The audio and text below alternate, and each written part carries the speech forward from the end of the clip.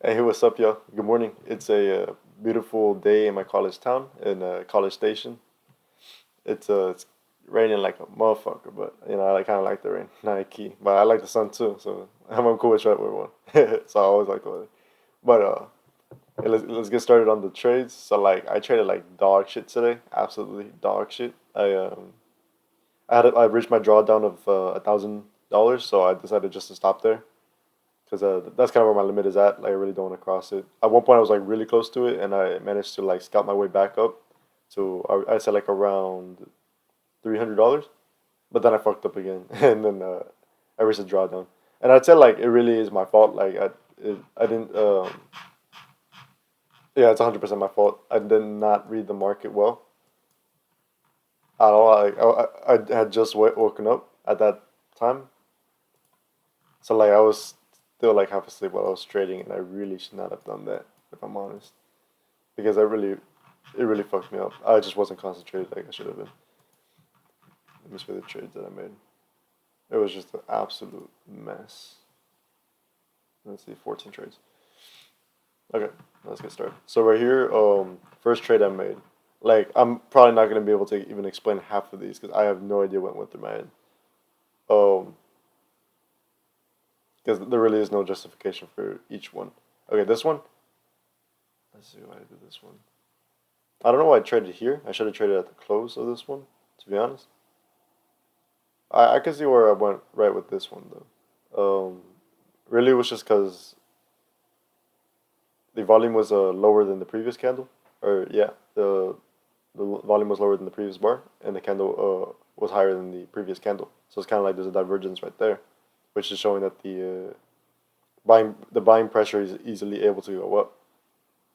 But then the next one contradicted that. You see, like this is something that happens a lot, and I really do gotta pay attention to these. And these are where I can take exits if I'm honest.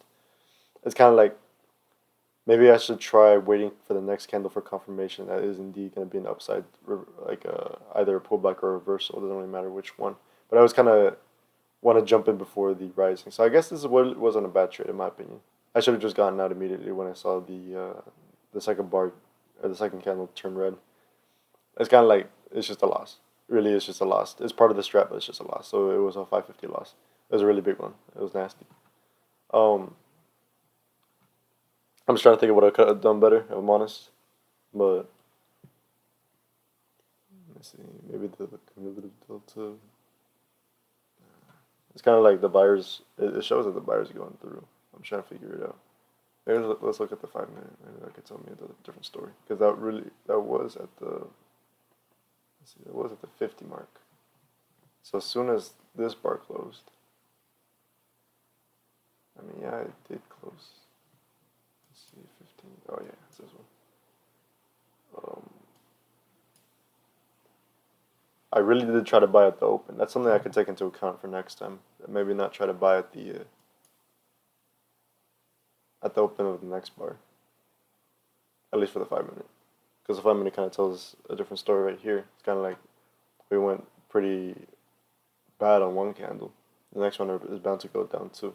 So I'll just try to keep an eye on that. I'll try to keep an eye on the 5 minute range. Make sure that I am yeah. Make sure that I'm aware that I'm trading the first candle. So it's kind of like there may be upside pressure just for a second, and then it gets shut down real quick. It's just to trap any buyers in.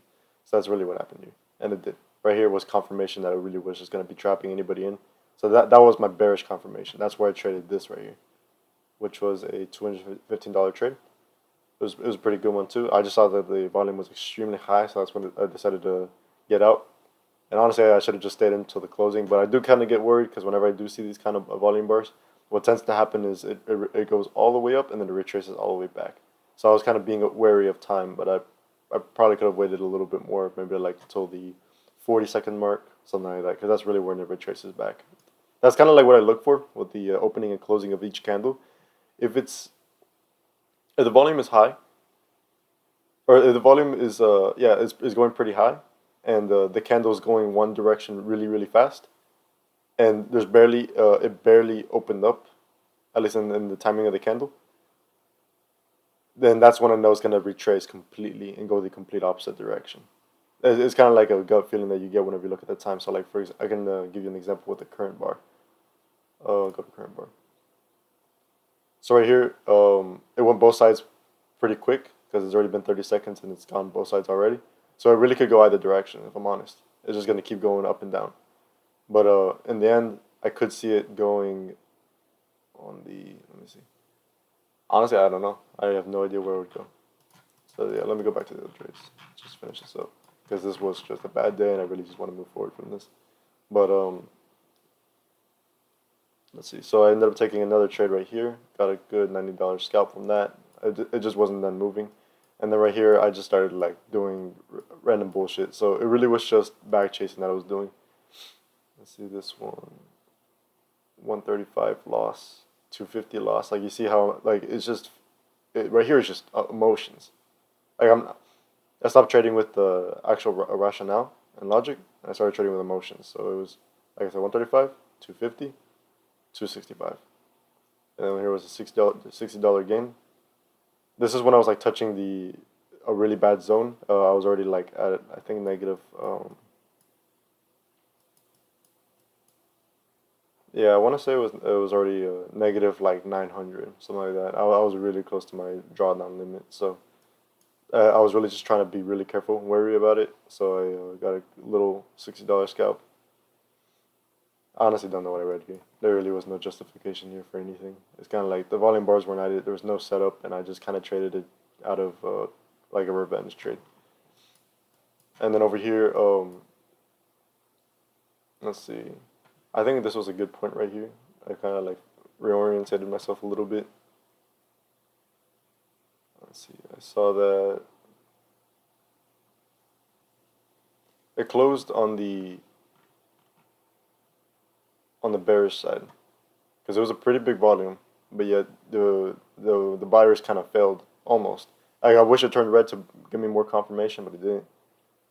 And so I could have been a little more careful about that, but it was just the fact that the volume was already pretty great whenever it was on the downside, and then and basically kind of like I wouldn't say it trapped any buyers in because the upside was still pretty small.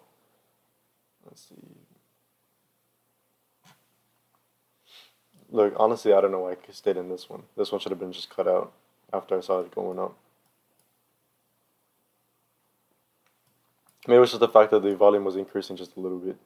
That I saw that, and I felt like it was kind of the seller's momentum up to this point. And it did go higher. I got scared as soon as it got higher. And then this next one, I saw the volume for the green started like pulling a little short, and so and the this candle is pretty great in terms of it exceeding this last one, and it was short in volume, so that's what kind of gave me the confirmation to go short. So I bought another or I sold another contract right there, and it was a pretty good decrease right there. So it was a $165 profit for that contract, $400 for that contract. So like that's where I got my like $700 back, and I was up to it was just 665, and then I was down to like 390, 379, something like that. And then over here was a $45 trade. I don't know what I saw there. That was pretty nasty. But honestly, I should have used that as confirmation for it going down more. Because right here, I see that the volume is extremely small compared to that one. It completely exceeded it. Let's see what time was that. It was 9:06. So honestly, yeah, I really don't know why I did not look at that. But yeah, it was kind of goofy. I could have used that for my momentum on the downside, and I could have used it there. It's like $150 loss, $465 loss. At one point, I traded on the wrong candle. I think it was here. Yeah, right here. I meant to buy, and I accidentally sold. I remember like there was one really big trade that I made that I completely fucked up on the button that I pressed. So that really was because of a bad mistake. I think that's kind of what set me up for failure today. I'm kidding. No, I really just fucked up in general. Um, kind of forgot where I was at. Whoops. Nice. $115, 465. Yeah. Sorry, it was a really nasty loss. I'm trying to figure out what I saw here because it definitely looked like a reversal candle right here. When the volume is green like that, and you see a red candlestick. Mm, Oh,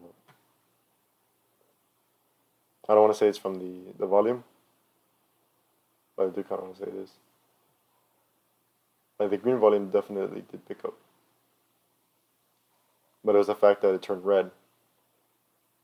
But the when it's red candle and the green volume, that means that the volume is higher than it was yesterday in the green side. At least it closed greener than yesterday. I gotta keep an eye out for these because these happen very frequently, and it happens a lot in my trades. Sometimes I get it, sometimes I don't. I just kind of forget each time, every time. I'm gonna keep an eye out for this. I'm gonna keep track of my other videos what I did.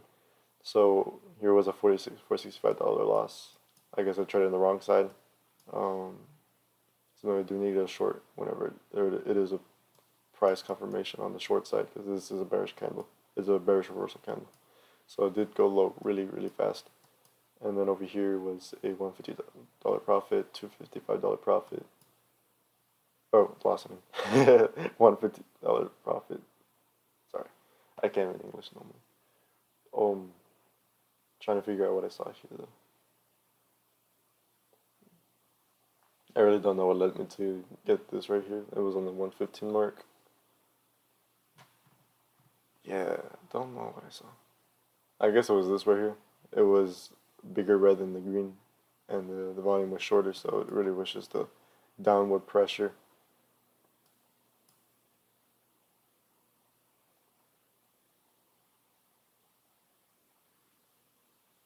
So I could have sold right here and then sold more contracts on the top over here. I guess that's why I sold here. Yeah, that's why I sold here. And honestly, like after that, I lost interest because the trade was going bad, and so I sold over here. So it was a $255 loss, and that was the last loss that I took. I decided just to stop there for the market because I already reached my $1,000 limit. But honestly, if I held through, I could have made it back. And so like, whenever I decide to trade on the, basically whenever I decide to use the 5 minute for a trade like that, maybe I need to wait for the next 5 minute to close instead of looking at the 1 minute because that 1 minute kind of like tricks you up a little bit.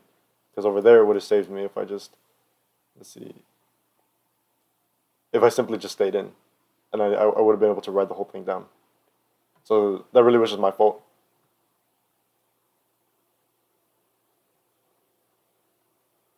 Yeah, I really fucked up. It's alright though. I think we'll be able to get it tomorrow.